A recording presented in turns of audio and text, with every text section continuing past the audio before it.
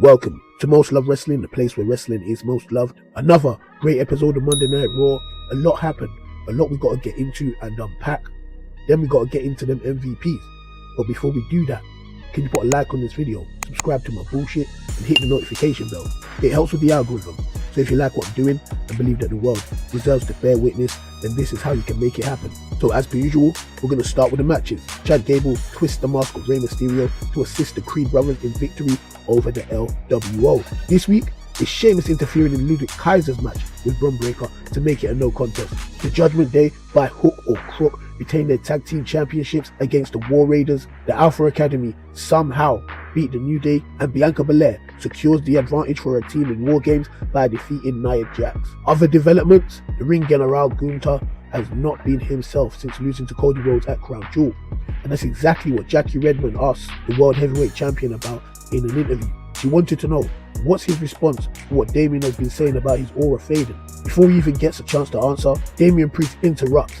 He says he wants to see if Gunther's got the balls to say it to his face. He used to go around saying anything he wanted to anyone, and no one could do anything to you. But I know why you can't talk or act right. It's because you've never had to deal with a problem like me, and because you know you're about to lose to a man from the streets. Gunther has heard enough and he blindsides the challenger, smacking him in the head with the microphone, and he proceeds to lay off the smack of down on Damian Priest until Damian flips the script, running the champ into the ring post and finishing him off with a razor's edge through the announcer's table. Tension rises ahead of War Games as Rhea's team needs a fifth member. Naomi votes for Bayley, but best believe Bianca ain't going for it. Io wants Kyrie in, but Bianca doesn't want a Damage Control dominated team. If you know Bianca and Damage Control's history, you'd say it's fair enough. Rhea Ripley shuts down the bickering, saying she doesn't care who the fifth member is, as long as they stay out of her way and leave Liv Morgan to her. Bianca mocks Rhea's leadership skills and washes her hands of the situation for the meanwhile, because she's going to have her hands full with the WWE Women's Champion Nia Jax in the War Games Advantage match.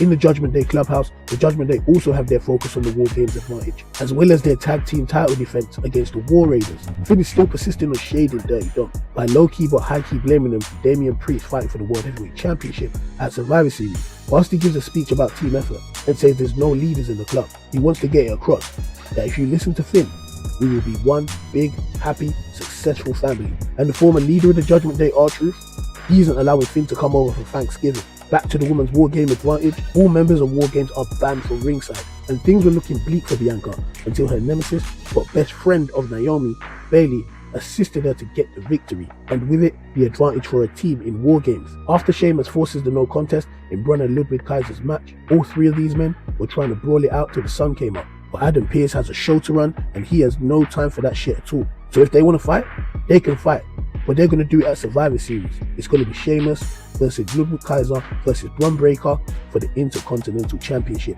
in a triple threat. The OG Bloodline celebrate that they got a fifth man for War Games in CM Punk. However, some of them are unsure whether they can trust Punk. Jimmy Uso trusts the Wise Man, and the Wise Man trusts Punk, so therefore he trusts CM Punk. And Sami Zayn makes an announcement that CM Punk and Roman Reigns will have a sit-down talk on Friday Night SmackDown. Also on Friday Night SmackDown, it's Yeet versus Werewolf. At least that's how it was branded.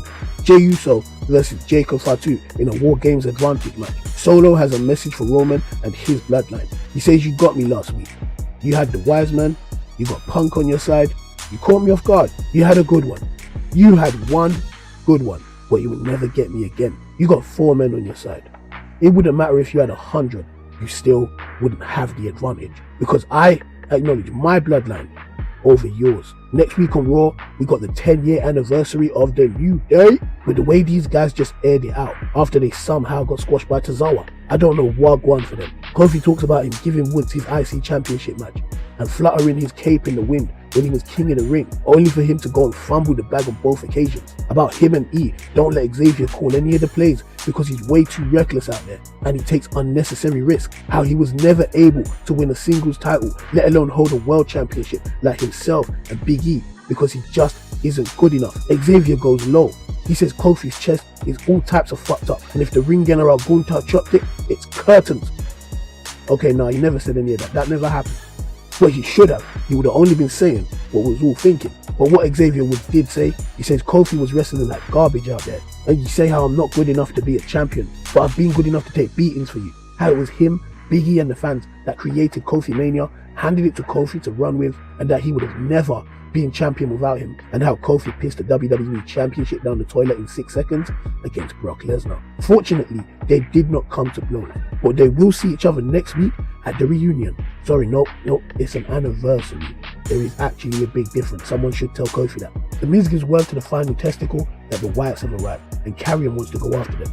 After hearing Bo's message last week, he requests that Scarlett stays backstage. Miz thinks it's best for him to do the same, but AOP and hearing it. When they leave, Nikki Cross attacks Scarlett. After an unsuccessful search for the Wyatts, they return to the locker room, only to find Scarlett slumped and the locker room in a wreck. Karrion wakes up Scarlett, and she's frantically attacking him. I guess that's due to her senses not yet coming around, but when they do, she tells him it was Nikki Cross who did this. And finally, Adam Pearce has introduced the new Women's Intercontinental Championship and announced the tournament starting next week. My thoughts on the show: Julius Creed is ridiculous. That man has no business being so athletic at his size. The 450 splash was floaty, and I said it before, I'll say it again. We found our next Kurt Angle. If it's not Chad Gable, it's definitely gonna be Julius Creed. And I guess this confirms it if it wasn't confirmed prior. Raquel Rodriguez is officially a member of the Judgment Day. Why? Because Finn spoke in reference to all of them, including Raquel, and I haven't seen her dealing with any of the scrutiny that JD and Carlito had to deal with. And what is Finn's actual problem with Dominic? This can't just be because he lost some matches to Damian Priest, and it can't be because he's just a little bit arrogant. I'm feeling that it's definitely something a bit deeper. Whilst we're on the topic of the Judgment Day, sad times for Liv and her team because they don't have the advantage. Thanks to Bayley. Does this mean that Bianca is going to let her on the team now? I mean, if you can squash it with Io, you must be able to squash it with Bayley, right? Plus, she just got you the advantage. You might as well share it with her, and let's have some fun for a sec. Mind you, last time I said this, it resulted in CM Punk joining Men's War Games. Not that that's a bad thing, but I'm just letting you know that me having fun has paradox-like effects on the universe. So anyway, let's have some fun with it. So imagine Bayley attack Jade for 2 reasons: so that she can get in War Games and make Bianca have to vacate her tag team titles. And in War Games, she sabotages Io and then turns on Naomi for associating with Io, the woman who took Damage Control and everything that she built away from her. It would mirror everything that's happening with herself and Bianca Belair, and it would kind of make her a hypocrite, but at the same time it would be genius because she would have hit all her ops in one fell swoop. Of course, I don't think they should do this. That would be a bit too complicated. Just keep it simple. Make it Nia Jax or Liv Morgan and Raquel Rodriguez who took out Jade, and be done with. Keep it easy to follow. Now, I don't want to see the New Day go, man. He needs to pattern them up next week for real. But I guess this is Woods's chance to go and get a singles championship. And they was really airing it out, man. Like, fucking hell, tell each other how you really feel then. And Kofi was out of pocket. I gotta say, that "you ain't good enough" line was vile. But Woods did bring up the Lesnar situation. Fuck that guy, by the way. So he's out of control too. But hey, let's see what Big E's got to say next week, because losing to Tozawa is crazy. But I think they got a valid excuse. Maybe they was distracted by Maxine. I'm glad we didn't have to wait too long after the announcement of the United States Championship. The Women's Intercontinental Championship is here. Who do you guys think is going to be the inaugural champion?